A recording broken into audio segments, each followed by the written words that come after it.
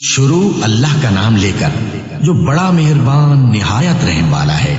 اور ہم نے نوح کو ان کی قوم کی طرف بھیجا تو انہوں نے ان سے کہا کہ میں تم کو کھول کھول کر ڈر سنانے اور یہ پیغام پہنچانے آیا ہوں کہ اللہ کے سوا کسی کی عبادت نہ کرو، مجھے تمہاری نسبت دردناک عذاب کا خوف ہے۔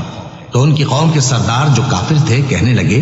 کہ ہم تم کو اپنے ہی جیسا ایک آدمی دیکھتے ہیں اور یہ بھی دیکھتے ہیں کہ تمہارے پیراؤ وہی لوگ ہوئے ہیں جو ہم میں ادنا درجے کے ہیں، اور وہ بھی سطحی رائے سے، اور ہم تم میں اپنے اوپر کسی طرح کی فضیلت نہیں دیکھتے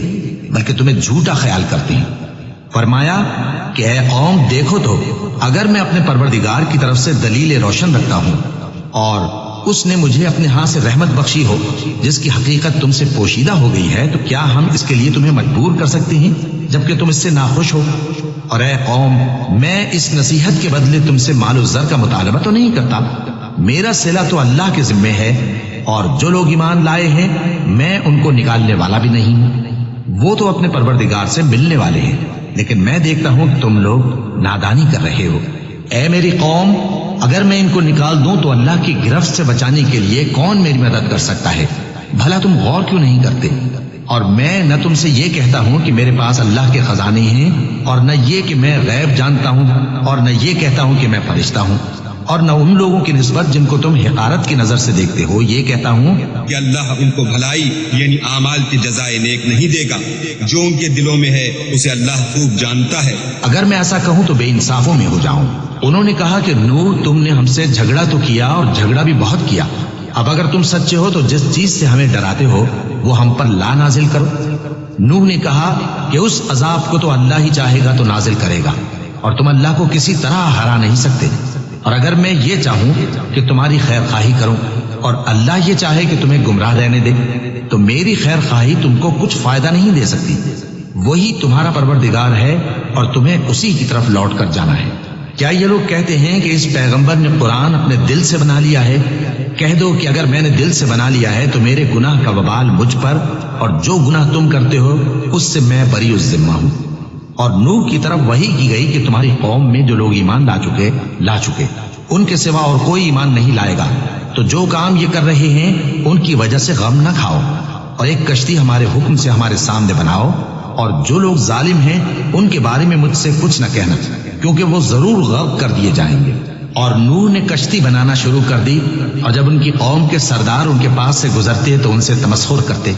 وہ کہتے کہ اگر تم ہم سے تمسخر کرتے ہو تو جس طرح تم ہم سے تمسخر کرتے ہو اسی طرح ایک وقت ہم بھی تم سے تمسخر کریں گے، اور تم کو جلد معلوم ہو جائے گا کہ کس پر عذاب آتا ہے جو اسے رسوا کرے گا، اور کس پر ہمیشہ کا عذاب نازل ہوتا ہے۔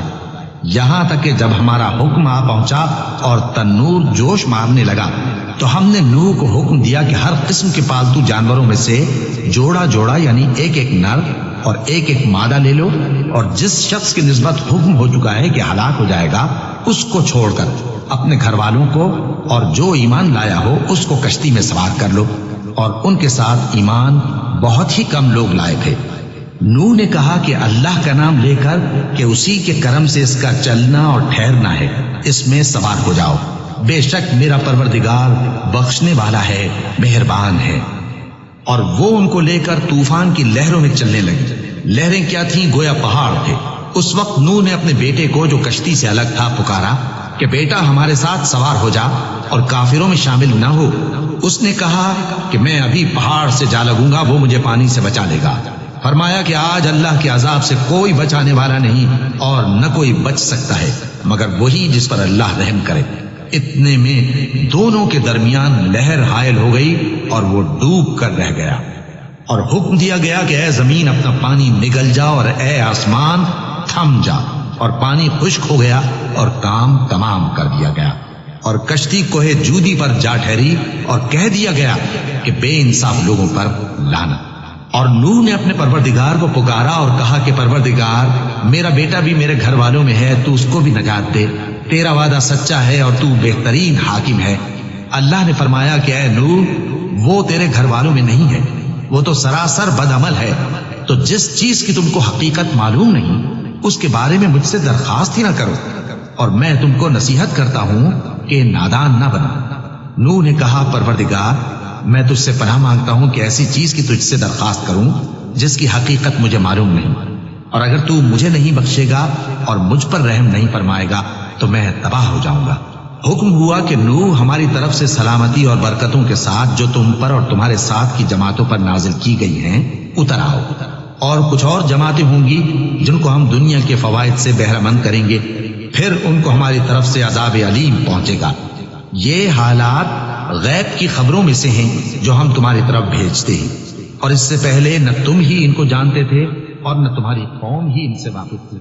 تو صبر کرو کہ انجام